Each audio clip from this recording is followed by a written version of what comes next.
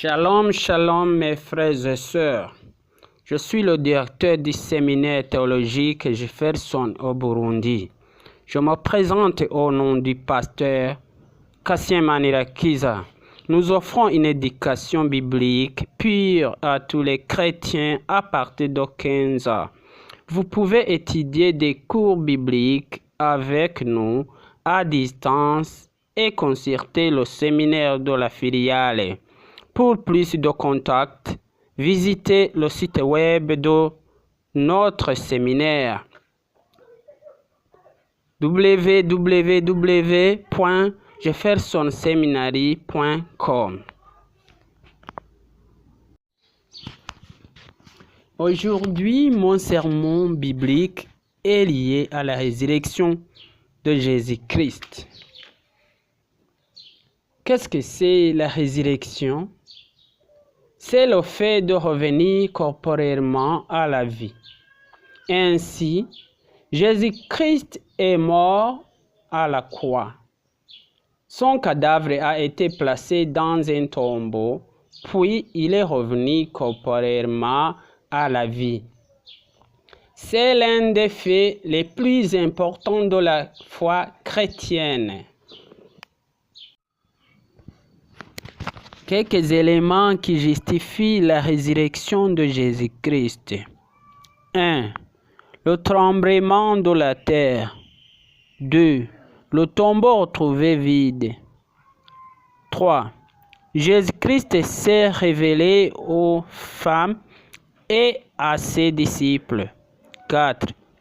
Jésus-Christ a été élevé au ciel pour rejoindre le domaine divin. Si nous lisons Matthieu 28, versets 1 à 6, nous voyons comment s'est passée la scène de la résurrection. Quand les deux Maries étaient présentes au tombeau. Lisons, verset 1.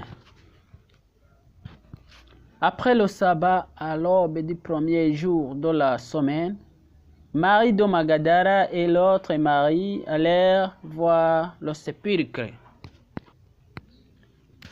Et voici, il y eut un grand tremblement de terre, car un ange du Seigneur descendu du ciel vint rouler la pierre et s'assit dessus. 3. Son aspect était comme l'éclair, et son vêtement blanc comme la neige. 4. Les gardes tremblèrent de peur et devinrent comme morts. 5. Mais l'ange prit la parole et dit aux femmes, « Pour vous, ne craignez pas, car je sais que vous cherchez Jésus qui a été crucifié. » 6. Il n'est point ici, il est ressuscité comme il avait dit. Venez, voyez le lieu où il était couché et allez promptement dire à ses disciples qu'il est ressuscité des morts. Et voici, je vous l'ai dit. Voyons ensemble le tremblement de terre. Ici, nous voyons les deux femmes Marie, Magdala et l'autre Marie qui étaient présentes au moment où se passait un grand tremblement de la terre. C'était l'ange du Seigneur qui avait roulé la grosse pierre et s'est assis dessus. Les gardes du tombeau tremblèrent de la peur et sont devenus comme des morts. Ici, il y a eu aussi la révélation aux femmes. Verset 5. L'ange prit la parole et dit aux femmes, « Ne craignez pas, car je sais que vous cherchez Jésus qui a été crucifié. » Au verset 6, il n'est plus ici, il est ressuscité comme il avait dit. L'ange appelle les deux femmes, leur dit, d'aller voir le lieu où Jésus s'était couché et d'aller vite de dire à ses disciples qu'il était ressuscité des morts. L'ange leur dit aussi qu'il fallait l'attendre à Galilée pour le voir, pour signifier que Jésus était allé à Galilée après avoir été quitté du tombeau. Donc, Jésus s'est révélé à ces deux femmes. Puis, il est allé rencontrer ses disciples à Galilée. Donc, Jésus était ressuscité. Comment Jésus s'est révélé aux femmes et à ses disciples? Si nous continuons à lire ce même chapitre, Matthieu 28, versets 8 à 12,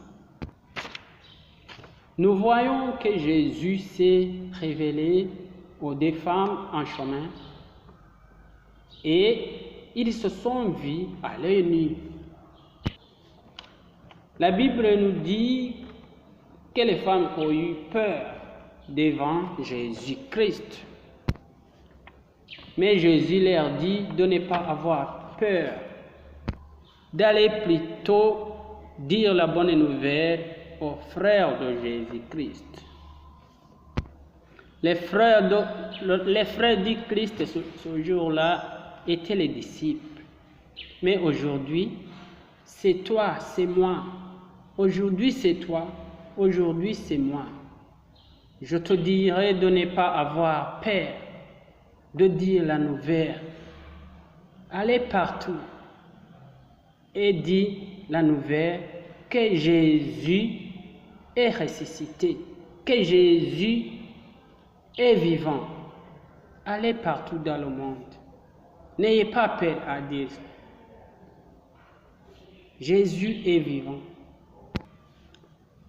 Du verset 16 à 20, la Bible nous dit que les 11 disciples allèrent à Galilée. Si la montagne que Jésus les avait désignée et aussi l'ont vue vis-à-vis, à l'œil nu, Jésus a été vu par ses disciples. Mais quelques-uns ont eu peur. Ils ont eu des doutes que ce n'est pas Jésus qui a été crucifié, que ce n'est pas lui. Certains d'entre eux ont eu des doutes. Pourquoi avoir des doutes? N'ayez plus de doutes. Jésus est ressuscité. Jésus s'est approché aux disciples et leur donne du pouvoir, comme il en a eu au ciel que sur la terre. Jésus est tout puissant. Jésus peut.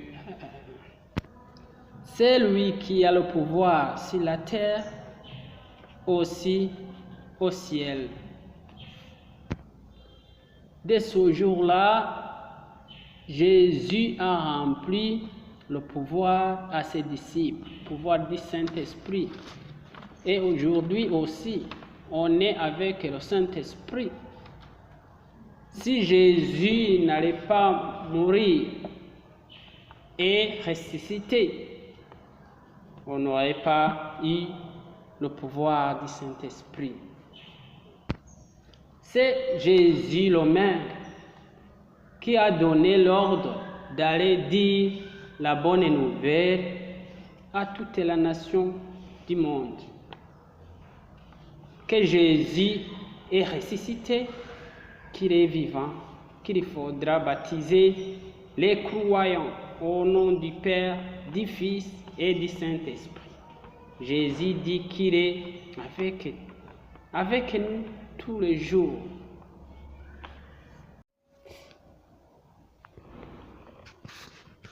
Quelqu'un pourrait se poser une question suivante. Si Jésus est ressuscité, Où se trouve-t-il aujourd'hui?